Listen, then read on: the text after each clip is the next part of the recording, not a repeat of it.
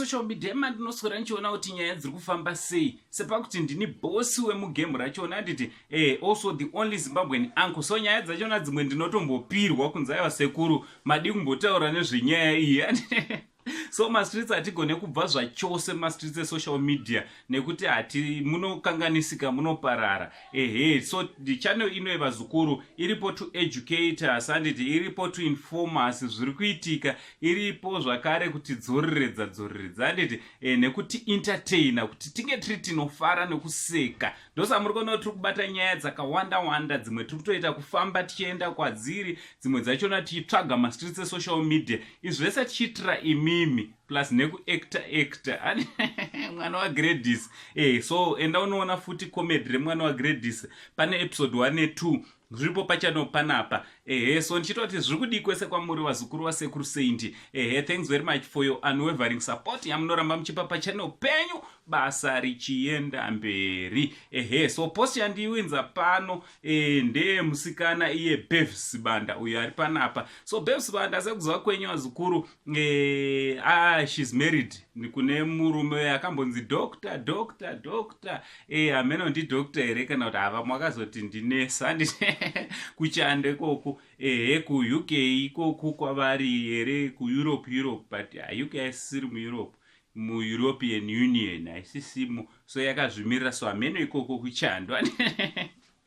So murume waBev ari kwaari ikoko. Bev anenge akazobata nyaya yekuti anenge akuita zvekutsvaga mamasister handiti akutsvaga mamasister. So Bev akazoita iri zvekunyora post iri panapa kuti aiwa kaiwa zvauri kuita izvozvo kainini ndakangochengeta chete kunoku iwe uchishandisa marriage ichifamba kunoku ndakachengeta. Bev akambotaura futi akati zonika usakanganwe kwawakanditora kuti ndiri shasha yekupinda.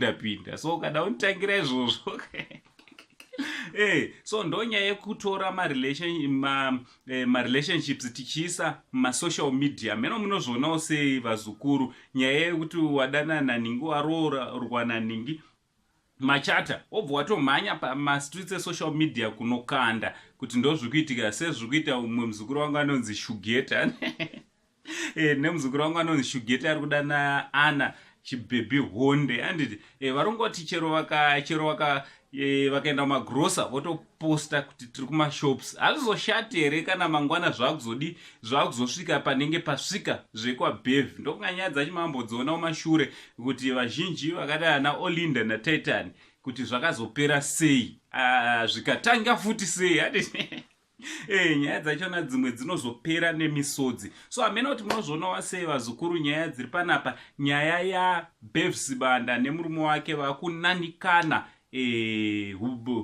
upombwe pamberi pemasocial media platform. Zviri right here kana kuti hazvisiri izvo? Aiwa, comment section ndeyedu vazukuru. Usabatikane kana ndikasapindura, ndofunga muri kungozviona vazukuru kuti basa rakawanda.